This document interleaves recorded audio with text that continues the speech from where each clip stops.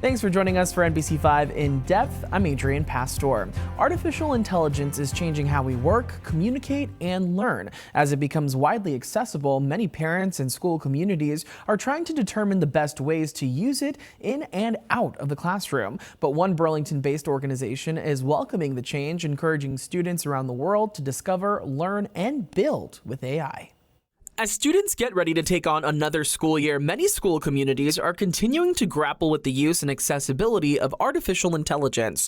Across the country, school districts have taken steps to ban the use of AI altogether. But in Burlington, these engineers aren't just learning how to use AI, they're building with it. I work on the You Ship, We Ship team, which is a program we run where we incentivize kids to ship projects by giving them prizes and stuff. Like you could get computers and iPads and 3D printers and stuff. And so I'm working on about like 4 programs right now. And I just launched one recently where I try to get kids to code with music. And it's going pretty well so far. Mihi and Allison are just 2 of tens of thousands of teens taking part in Hack Club, building projects for just about anything, including poking a little fun on people's now grown dependency of AI.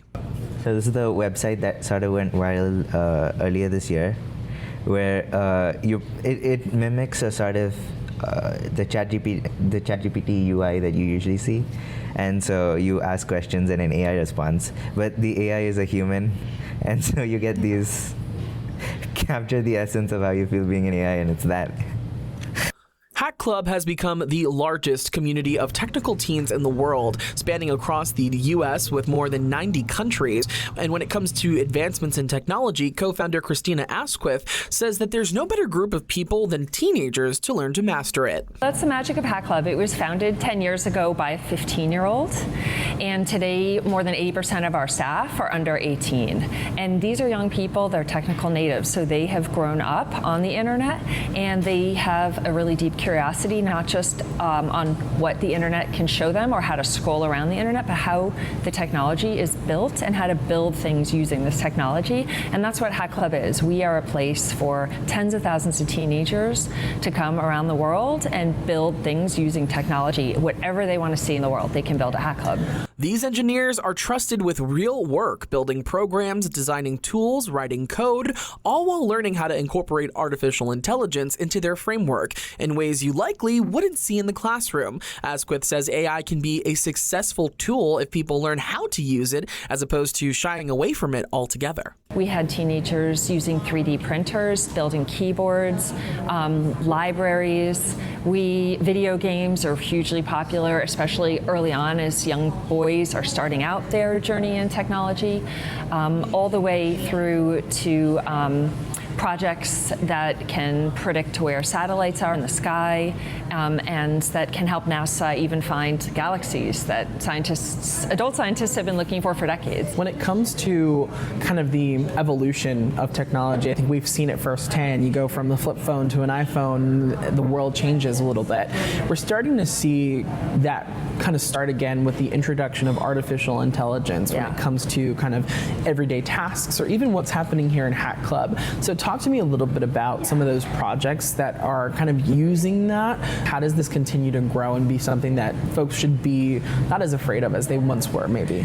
Well, young people need to learn how to use AI as a tool, or they're going to become mastered by it. And the mission of Hack Club in the age of AI is to get as many young people as possible to truly understand AI and how to use it as a tool, so that we can safeguard against the many, many threats that AI is going to present to us. Everything from the homogenizing of our culture, to the commodifying of the human experience, to the dilution of artistic expression, onwards through to like mass surveillance. There's a number of really serious threats that AI are bringing forth. And we think the solution to that is to have as many young people as possible understand the technology and understand how to use it, and then apply it towards solving problems. We're not going to run and hide from it. And at Hack Club, you see the double-edged sword of AI. You have a lot of teenagers coming in trying to use AI to build things instead of learning how to build it themselves. And you have teenagers coming in learning AI so they can build incredible things at 1,000 times the speed they would have otherwise. And Hack Club has an education flow such that you are not allowed to use AI to replace learning, but you have to go back and learn something yourself and then use AI as a tool. And we're doing that at a scale of tens of thousands of teenagers across the US and the world now. And everything we do at Hack Club is free to teenagers. When it comes to kind of thinking about how we integrate artificial intelligence with the learning aspect, kind of like you mentioned, there has to be a learning component, which I think when it comes to some school districts and education systems, that's where the disconnect comes in, because they're not sure how to kind of work around it. What would you say are some of the biggest misconceptions of AI, either in the classroom or when it comes to schoolwork between parents, teachers, and school administrators? I mean, teachers have been struggling with the onset of technology for more than 10 years, and we've seen it in declining reading scores, declining math scores, and teachers have such burdens on them already just to get kids to do basic science, history, math, literacy.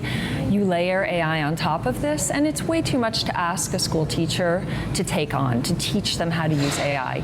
On top of that, using any sort of advanced AI models is very expensive. And AI companies right now are not making it free for 13 to 18-year-olds, which we're asking them to do.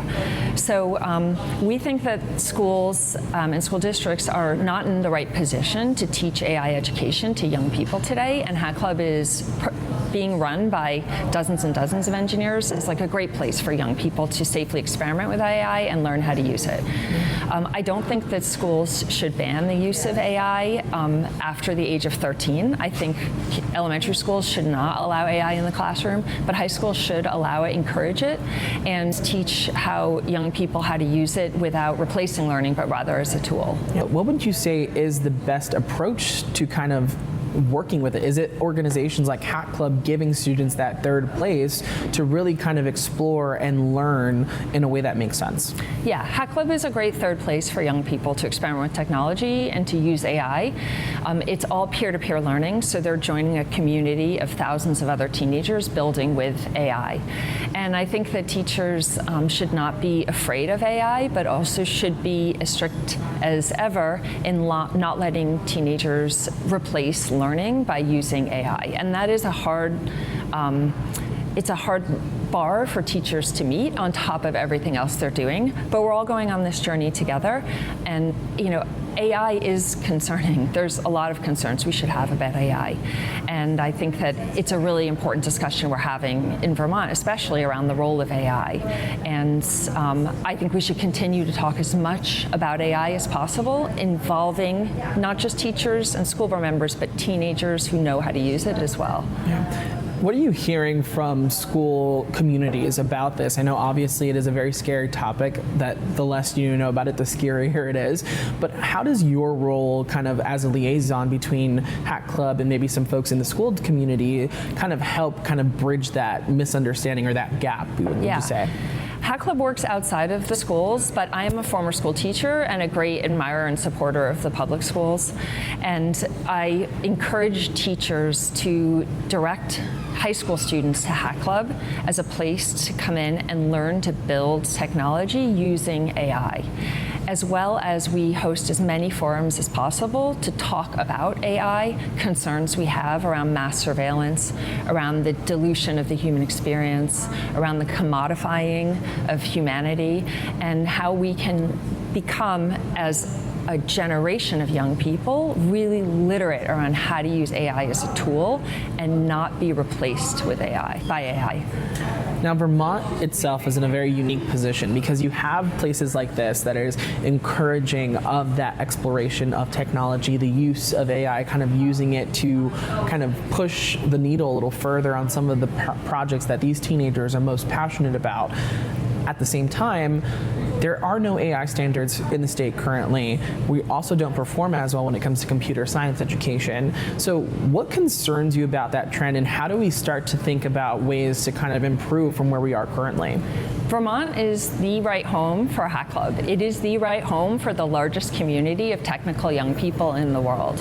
You are correct. Vermont has no AI standards in its schools, and it has one of the lowest percentage of young people who have technical knowledge of any other state. However, Vermont has great values around the why we use technology. What is the point of technology? And how do we use technology to enhance the human experience rather than commodify it or direct all of its output entirely for corporate profits? That is why I love being in Vermont. A lot of the young people come to Vermont having never had their feet touch grass, having never walked into a business where the owner is behind the counter, having never been able to talk directly to their state representatives. You can do those things in Vermont. We are a small state run by human contact. And at Hack Club, no matter how technical you become, you can't lose that connection to humans as the purpose of whatever you're building. You have to build for humanity. And that's why I love having the young people here constantly reminded of those values as they're building technical projects. And as the next generation of engineers continues to explore the possibilities in technology and innovation, they say the future isn't something they're waiting for, but rather something they're already creating. Having your own curiosity and thoughts and opinions are going to be like the actual useful things to this world and environment and space. So for example, for in school, at my high school, we are allowed to have Google Gemini, but we're not allowed to have ChatGPT. But it's where teachers can see how you're using AI, and you have to make sure to cite how you're using AI. So it's teachers understand that and want you to use AI as a tool to maybe spell check your essay. They don't want you to write your whole essay using AI. So kind of using it in that type of way. I agree. I think it shouldn't be a replacement for human thought. I think it's definitely going to take up a huge space in our lives, AI, as we grow up and for future generations. And I think it's going to help lower the resistance to create stuff. It's going to be much easier to create stuff in the future, and now too. But I don't think it's ever going to be a replacement for human originality and creativity.